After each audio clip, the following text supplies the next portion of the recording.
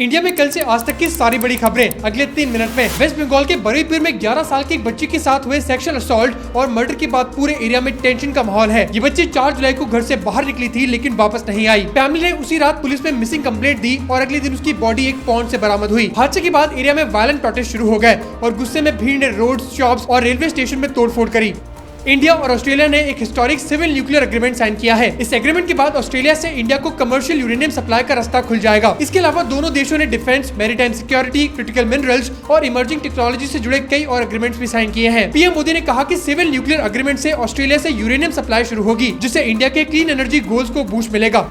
Donald Trump ने कहा है पिछले साल हुए इंडिया पाकिस्तान कॉन्फ्लिक्ट के दौरान 11 फाइटर जेट्स गिराए गए थे। डोनाल्ड ट्रंप ने एक बार फिर दावा किया है कि उन्होंने इंडिया और पाकिस्तान के बीच हुए मिलिट्री कॉन्फ्लिक्ट को खत्म करवाने में रोल निभाया था। उन्होंने फिर से कहा कि इसी और बाकी कॉन्फ्लिक्ट्स को सेटल करने की वजह से उन्हें नोबेल पीस प्राइज मिलना चाहिए, लेकिन इंडिया ने ट्रंप के मीडिएशन वाले दावे को लगातार डिनाई किया है।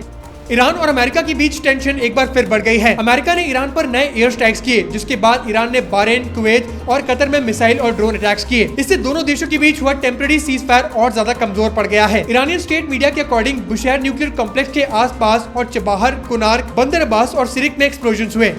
उत्तराखंड नेशनल एजुकेशन पॉलिसी 2020 और उल्लास प्रोग्राम के तहत देश का 6th फुली लिटरेट स्टेट बन गया है। ये स्टेटस स्टेट को तब मिला जब उसने यूनियन मिनिस्ट्री ऑफ एजुकेशन के department of school education and literacy द्वारा तय किए गए एडल्ट लिटरेसी बेंचमार्क्स को पूरा कर लिया। इसके बाद गवर्नर गुरमीत सिंह ने उत्तराखंड को officially fully literate state declare करने की प्रपोजल को अप्रूवल दे दी। पुष्कर सिंह धामी ने इसे स्टेट के लिए एक बड़ा माइलस्टोन बताया।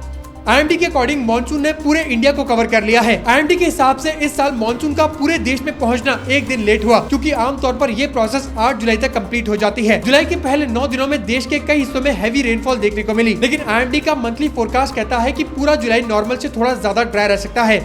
महाराष्ट्र में यूनिफॉर्म सिविल कोड के लिए ड्राफ्ट तैयार करने के लिए 7 मेंबर कमेटी बनाई गई है। इस कमेटी की चेयरपर्सन रिटायर्ड सुप्रीम कोर्ट जज रंजना देसाई होंगी। चीफ मिनिस्टर देवेंद्र फडणवीस ने कहा कि कमेटी को अपनी रिपोर्ट सबमिट करने के लिए 6 महीने का समय दिया गया है। उन्होंने ये भी कहा कि स्टेट गवर्नमेंट कोशिश करेगी कि कमेटी की रिपोर्ट के आधार पर विंटर सेशन में UCC से जुड़ा लेजिस्लेशन इंट्रोड्यूस किया जा सके।